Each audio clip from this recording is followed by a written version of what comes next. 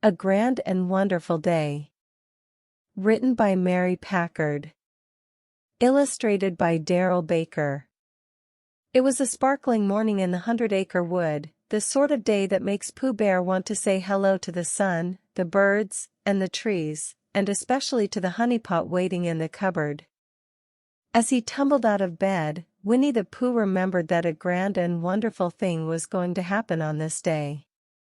But being a bear of very little brain, he could not remember what. Perhaps a mouthful of something golden and sweet would help, he said to himself. Although the honey was yummy, it did nothing to jog his memory. So Pooh decided to call in Piglet. Perhaps Piglet would know what grand and wonderful thing to expect.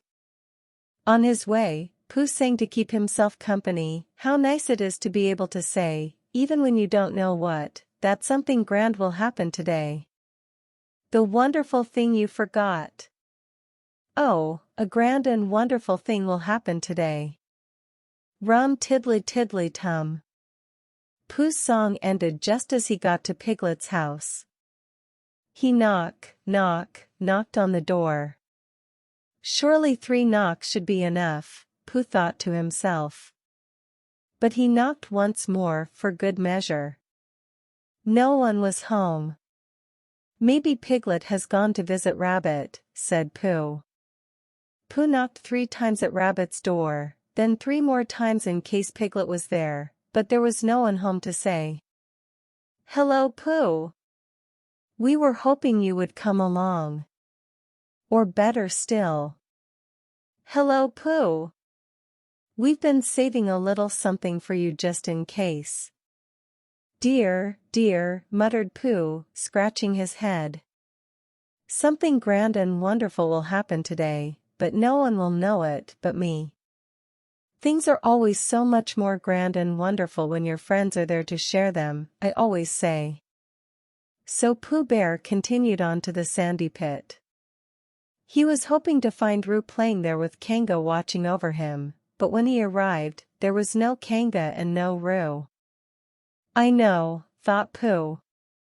Kanga and Roo are probably sharing a tasty little something to tide them over until lunch. If that's the case, company will be just the thing. When there was no answer at Kanga and Roo's either, Pooh did not know what to think. Suddenly, he saw a bouncing something ahead. Pooh hoped that it would be his good friend Tigger, but the bouncing something turned out to be nothing more than some leaves swept by a breeze.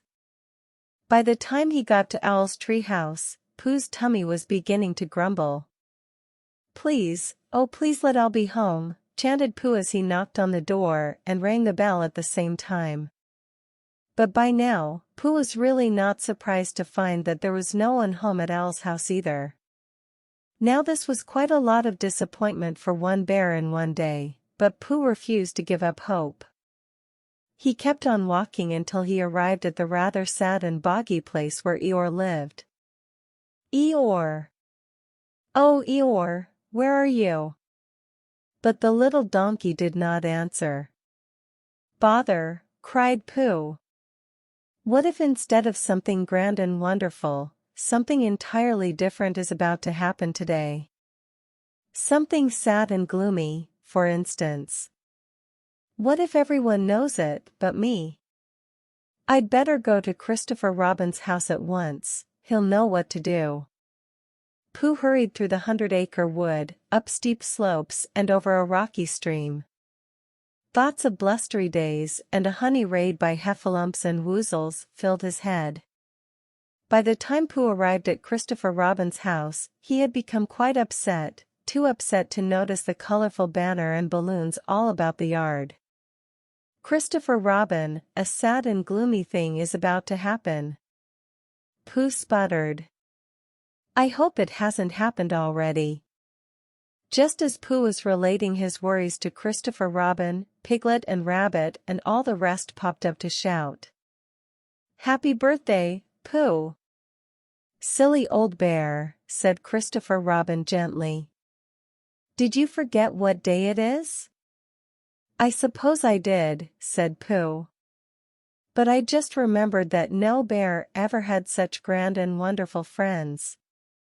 Of course, the honey cake with Pooh's name on it turned out to be rather grand and wonderful, too. The end.